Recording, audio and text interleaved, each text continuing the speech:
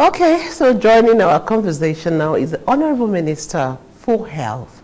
Thelma and him had a chat earlier in the week. Let's meet him virtually first.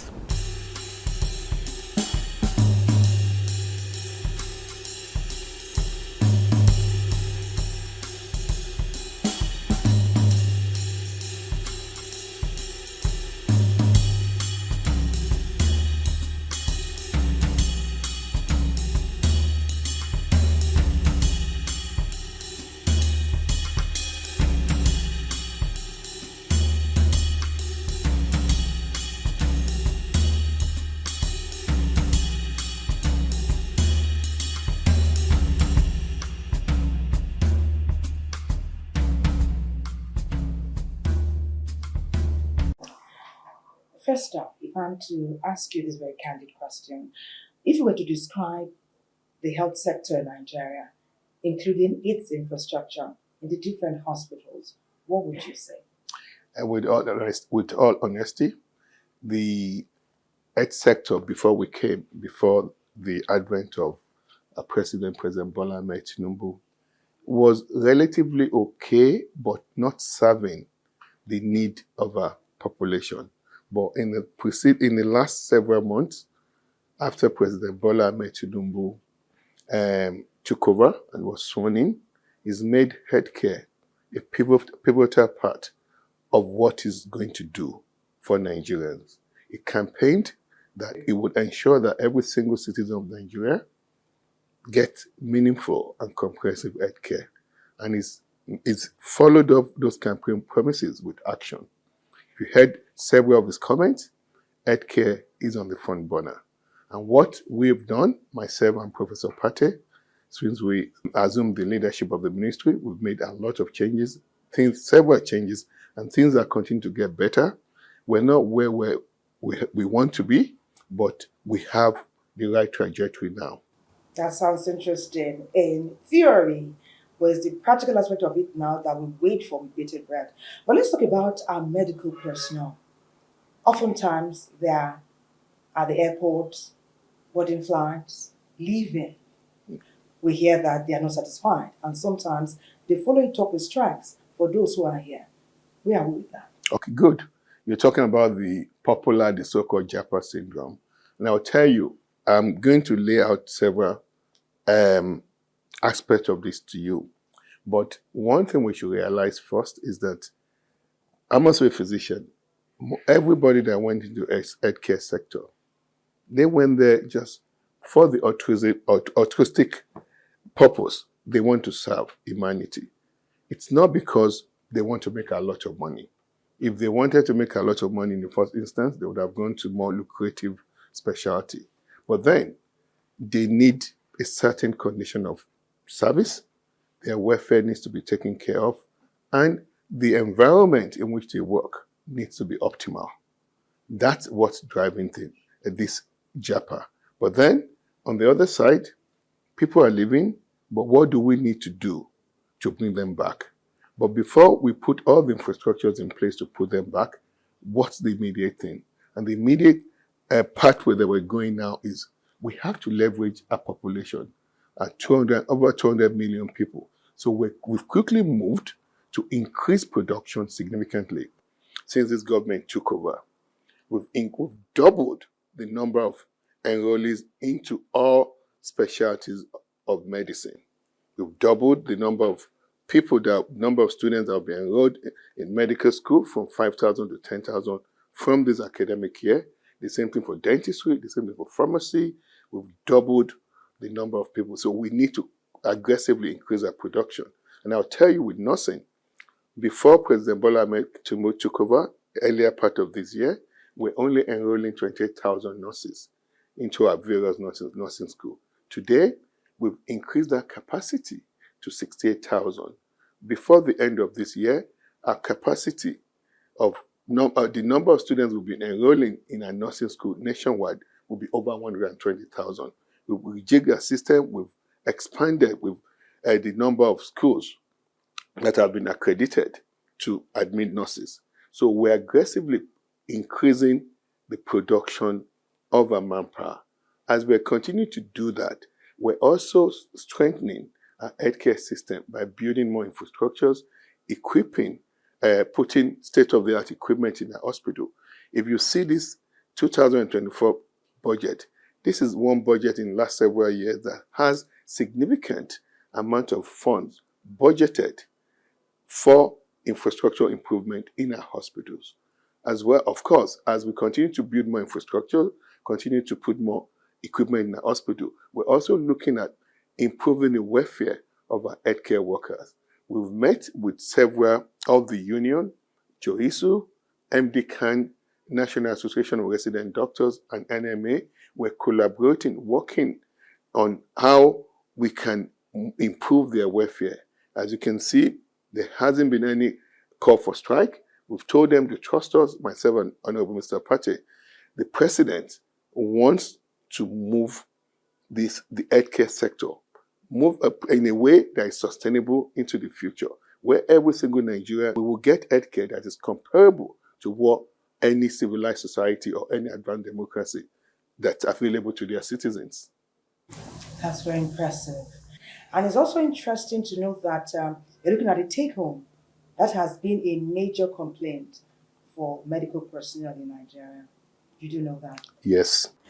Let's get to the meaty matter now. There's talk about organ harvesting, and it's a correlation now with human trafficking. And we're hearing very sordid and heart-rending stories of young people who are willy-nilly giving out their organs for a token. Have you heard about it? Of course, and we've acted on it, and we continue to act on it. There's several things we're doing. Let me tell Nigerians, the government has zero tolerance for any illegality in the healthcare sector. With particular, I know there's a big news several weeks ago of reported organ harvesting. They interviewed some of the patients that were affected, but then organ harvesting is illegal. Both the buyer and the user of organs, they are both committing illegality. We have a National Health Act of 2014 that spelled out clearly how organ should be used in a country. The transplant, we have several hospitals doing transplant, kidney transplant, and there's a hospital in Lagos now that's planning on starting heart transplant. There are other various kind of transplant, cornea transplant. What you need to do, the procedure for how transplant should be done, it's all laid out in a National Health Act. Now, with this news of illegal harvesting of people's organs, as a ministry, we've done several things. We've jumped on it. We've reported. We're waiting to the Inspector General of Police to investigate the hospitals and the people that are involved. We've also asked the Medical and Dental Council of Nigeria, the licensing body of doctors and dentists, to investigate those issues, and any physician, any surgeon that is found culpable will be losing their license. Those investigations are going out as we speak. And we've also started complete review of our organ transplantation process in the country. Several committees have been set up in the ministry. We're waiting the report of that. But let me tell Nigerians again, you should not be selling your organ. It's illegal. And whoever is planning to buy or has bought organ from anybody, it's illegal. So we have zero tolerance as a ministry and as a government for that. You know, to bring this issue to the fore, we had to do some research in different parts of Nigeria, but we focused on Abuja. What we hear is that young people in Maraba, for example, are being paid as little as 50,000, 100,000 to sell their organs. We know you are doing investigation, but while you are investigating and reports are coming in, it is ongoing. It is happening. And we also hear that big hospitals are taking part. We've also got to learn that it takes a very specialized kind of medicine and a medical professional too to carry out such a surgery. That means if we are consistent and very determined, we can fish out those people who are involved in such operations. Now, when they have been caught, what happens? Oh, good. We need to see examples being made of these medical professionals. And if they are quacks, then they must also face the full wrath of the law. Where are we with that? Yes, obviously, they will face the full wrath of the law. Now, let me tell you, when we came in as a ministry, as the superintendent ministers at this ministry, we set out 4 pillars. The first pillar is governance. Governance is holding ourselves accountable, holding health facilities accountable, holding physicians accountable. And the second pillar, of course, is improving our health outcome. The third pillar, unlocking the value chain of our healthcare system, where we can begin to use health as a producer of economic growth. Consuming. Now, the fourth pillar, health, you've seen healthcare, seeing our health beyond physical security, so both social security and national security. It's unfortunate, it's happening. There are a lot of bad actors out there, but the hammer of the government will soon start beating them up. What we're doing about this is to regulate. Well, that's when I said governance. The Medical and Dental Council regulate the license of every physician here. So whoever is caught, the investigations are ongoing. Once it's been confirmed that you are involved in illegally harvesting people's organ or transplanting people's organ illegally, you will lose your license. After you've lost your license, you'll be prosecuted by the police. We are in the health ministry, we'll fish them out, but the police would have to prosecute them. But we're working, this government, there's coordination among all the MDAs. We have one common goal: to carry out the agenda of Mr. President Bola Ahmed Tinubu. But then I need to talk to these young people. I know things are hard, no doubt. The government is working assiduously to improve the economic situation of the country. You should also not be selling your organ. It's illegal. You're damaging your own health. You need these body organs to live. If you start selling part of your body organs, you are compromising your own health, you're compromising your longevity, you can die very soon. And also, people that are buying organs, please be morally upright in what you do. Because you want to live, don't damage the life of your fellow Nigerians. But we as a government, we're doing everything to fish out these bad actors. There will be acquisition, but we have to follow due process. This is a government that believe and operate on due process. We have to. I know people are anxious, but give us time. We're working diligently on this. Thank you so much, Honorable Minister. Let's look to Yunus. The reason why this kind of underground business, and we hear, is a $60 billion industry, this illegal organ sale, it perhaps may be because we don't have a reliable bank, so to speak. I know overseas, there's Yunus. What does the continent have? What does Nigeria have? God forbid somebody needs help. The reason why people are doing this is because they don't have a legal means to get organs where they to need it. The chance that should happen. I have to commend your extensive awareness on this. There's UNOS in United States. That's the United Network of Organ Services. Now, we don't have, and I'll be honest with you, we don't have a defined organ monitoring service in our country. Organ procurement. When you talk about organ, UNOS, this is what UNOS does in America, and other United Kingdom also have their own organ procurement service. They procure disease. If there are people that have gotten into accident, they procure the organs. But there's a back-end tissue typing process that's gone in, where people are placed on transplant waiting list. They are weighted on their list, and they do a lot of matching, HLA tissue, HLA human leukocyte antigen matching.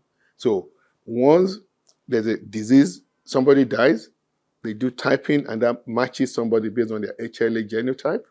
They call that person and they transplant such organ. Solid organs, soft tissue organs, solid organs, kidney, heart, liver, and name it. And there are various other types of tissue that can be transplanted.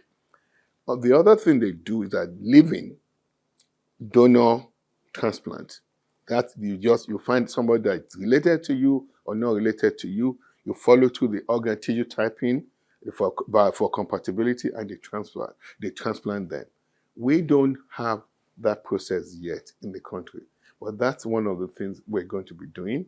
I was just meeting with the Nigerian Postgraduate Medical Council yesterday, and I spoke to the president, also a nephrologist, a kidney specialist, and we're putting a process together where we're putting a kidney plan for the country.